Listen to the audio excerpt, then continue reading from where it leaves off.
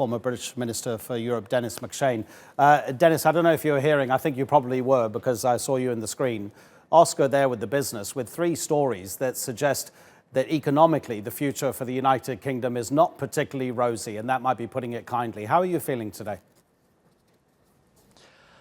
I would say the three key words for Brexit going into 2020 and thereafter are uncertainty, uncertainty, uncertainty. All that's happened today, despite all the hoopla, is simply a withdrawal agreement that says the money that Britain owes, we're not going to boot out European citizens living here, deport them, that was never on the cards, and the status of Northern Ireland. For some reason, Theresa May messed that up for 3 years. Boris Johnson's accepted everything the EU proposed to her, so we can leave the institutions. And now we have to negotiate something new, and nobody has the faintest idea what it is. And uncertainty for business, you know, it's not quite like the coronavirus in China, but uncertainty kills business, and we're going to have an awful lot of uncertainty ahead. Lord David Owen was with us a few minutes ago, and he says that the UK will be regaining some of its sovereignty, leaving the centralised system that is the European Union. What's your feeling about what the UK is gaining? Because there's been plenty of pessimism. The Leavers say, look, we don't really know what's going to happen, so let's be positive. I'm very happy to be positive if anybody from our government would tell me what the plan is. The last British person who was truly sovereign was Robinson Crusoe on his island. You remember the Castaway, the famous story from the 18th century. And of course you could be sovereign if you cut links with everybody, but you're not going to get much business done. And there are an awful lot of particularly young Brits. I'm a friend of David Owen. We had a very nice chat just before I came in. He was leaving, and I'm a fan. But David is in his 80s now. He's never been particularly keen on the European Union. But I think you'll find the young people of Britain, the people who live in London and Manchester and Liverpool, all the Scottish people, the future of our country, are very, very uncertain and quite distressed today at losing their right to travel, to work, to live in the common European home. Denis, stay with us. We just have a feature on the man who's probably done more to affect British politics and its outlook towards leaving the European Union than anybody else. You obviously know who I'm talking about. We're talking about Nigel Farage. So Brexit happens at 2300 GMT on Friday. Farage is probably going to take a lot of credit for himself. He's the founder of the UK Independence Party. He's currently a member of the BREXIT Party. He's also a member of the European Parliament. Well, he was.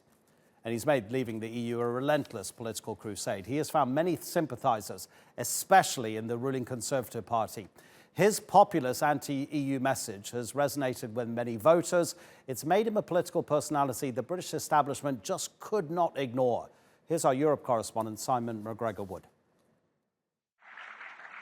His final appearance in the European Parliament was like so many others, noisy and confrontational. I know you want to ban our national flags, but we're going to wave you goodbye, and we'll look forward in the future to working with you as sovereign. If you disobey the rules, you get cut off. Waving national flags is banned here, a fitting end perhaps for a man who made leaving the EU a lifetime obsession. Like the other 72 British MEPs, he packed up his office in Brussels. In the 20 years that I've come here, I've seen this place change. I've seen the European Union confirm all of my worst fears. You know, it is now a centralised attempt at building a super-state. They even boast about being a global empire. Way back in the 1990s, Nigel Farage founded UKIP, a party devoted to promoting the UK's departure. He won a seat in the EU Parliament in 1999. Farage never made it into the British Parliament, but his populist style touched a nerve. UKIP took votes from both Labour and Conservative parties. In particular, it fomented fault lines within the Conservatives. David Cameron's promise of a referendum in 2016 was in part an attempt to heal that division once and for all. It was Farage's big moment and Cameron's big miscalculation. To take a different path. Farage's campaign traded on migration fears and included this notorious poster. He thought the Brexit side had lost. Victory surprised him and many others. Let June the 23rd go down in our history as our Independence Day. Throughout the tortuous negotiations that followed, Farage agitated for a clean break from EU rules and regulations, a so-called hard Brexit, and he's railed against politicians standing in its way. Many in our establishment, far from respecting the vote, have done everything they can in the last 2 years to overturn the greatest democratic exercise in the history of our nation. UKIP morphed into the Brexit party to keep the pressure on. But when fellow Brexiteer Boris Johnson became Prime Minister, Farage's influence waned. As far as he's concerned, he's won the argument. UK is finally leaving the EU, and a hard Brexit looks the likeliest option. Simon McGregor-Wood, TRT World. So let's go back to the former British Minister for Europe, Denis MacShane. Denis, you'll remember the poster that Nigel Farage was standing in front of, part of the Leave campaign's attempts at persuading people that there are just too many immigrants coming into the United Kingdom. He was part of the Leave campaign that said the National Health Service would get £350 million a week. There are individuals who, when asked why they voted to leave, they use a derogatory term for a person who looks like me, in other words, a South Asian born in Pakistan.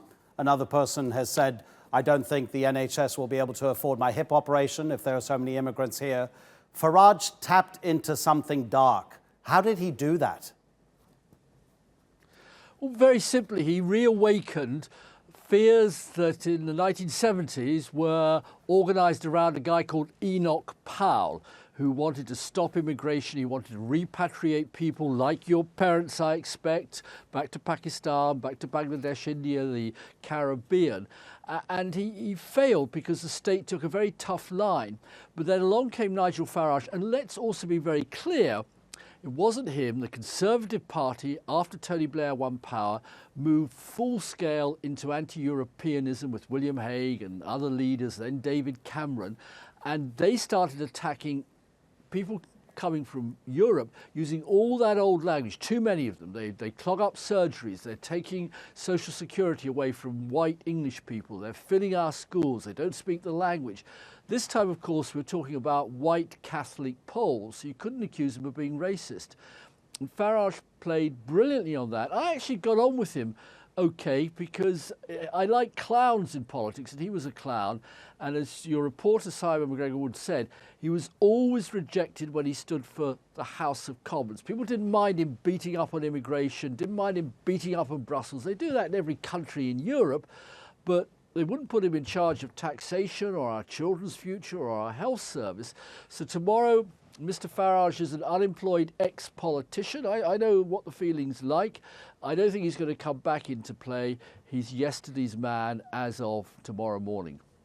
Well, yesterday's man, you've just mentioned him yourself, the former Prime Minister David Cameron.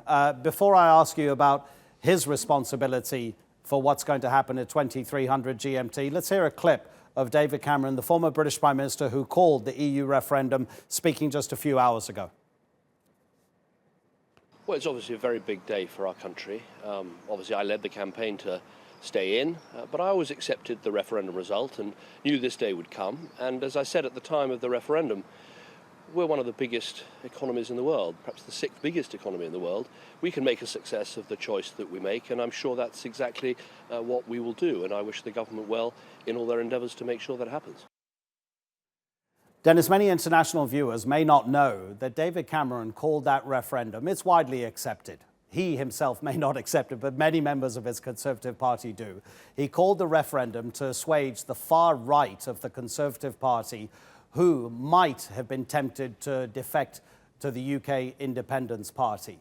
How is it possible that a country has reached the stage that it's leaving the most successful trading bloc and one of the most successful international partnerships of all time based on the desires and the needs of one man who wanted to be Prime Minister and the needs of a party that is only one party in a democracy?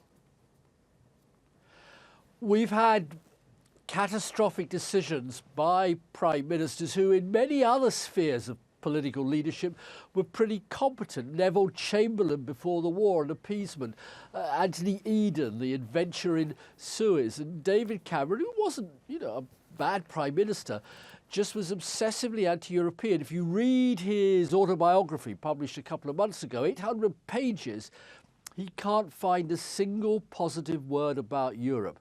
So this is a generational thing. He was at Eton and Oxford with Boris Johnson and many of the influential people in the Conservative Party who've taken this decision. They don't speak the foreign languages, they never worked in Europe, they don't understand Europe, and he thought it would be a stroll in the park to call a referendum. I could have told him, you look at what happened to the referendums in France and Netherlands on the Constitution, in Ireland on the Lisbon Treaty, in the Netherlands again on the treaty with Ukraine, in Greece, in Sweden on joining the Euro.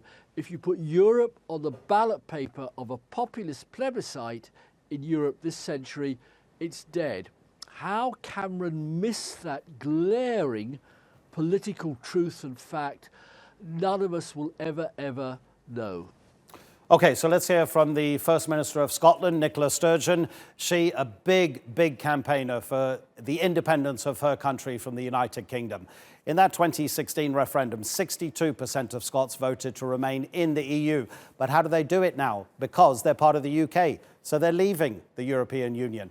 One way would be to gain independence and then apply for membership of the European Union. Here's Nicola Sturgeon again just a couple of hours ago. I want to focus on something much more important: hope. Hope of a different and better future for Scotland. A future in which our path as a country is determined by those who care most about Scotland's interests. That is all of us who live here. A future in which we do not have to choose between a relationship with our closest friends across the British Isles and our ties with Europe. Make no mistake, after tonight, that future is only open to us with independence. Denis, is this the beginning of the end of the United Kingdom as it is constituted today?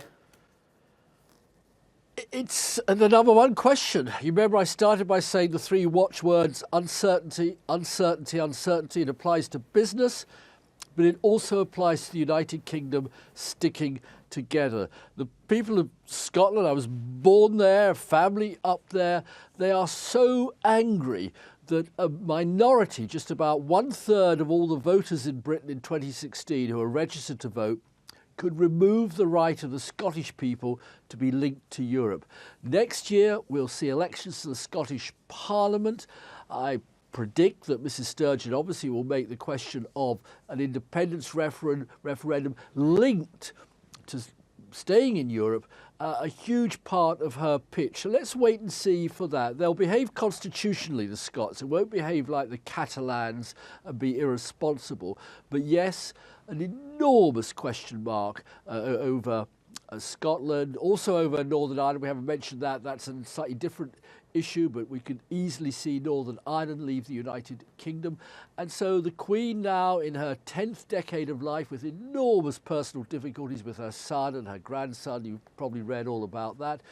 She's been faced, thanks to this decision, with probably the worst era of her long reign as monarch of a four-nation United Kingdom, and that now has got a huge question mark over it, thanks to the way this has been handled. But again, I do stress it's open to Boris Johnson to take a softer path, a more sensible path, a path that brings the nations of Britain and the peoples of Britain together. None of us know.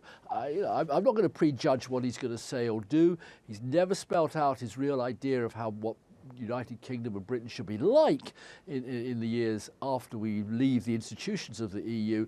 He may choose an intelligent compromise path. He may choose to be out Farage, Nigel Farage. We'll have to wait and see. Denis, thank you so much indeed for joining us on this special programme. Really appreciate it. Take care of yourself, and we'll look forward to having your analysis the next time there's a story that pertains to the United Kingdom, which will then not be a part of the European Union. Denis MacShane.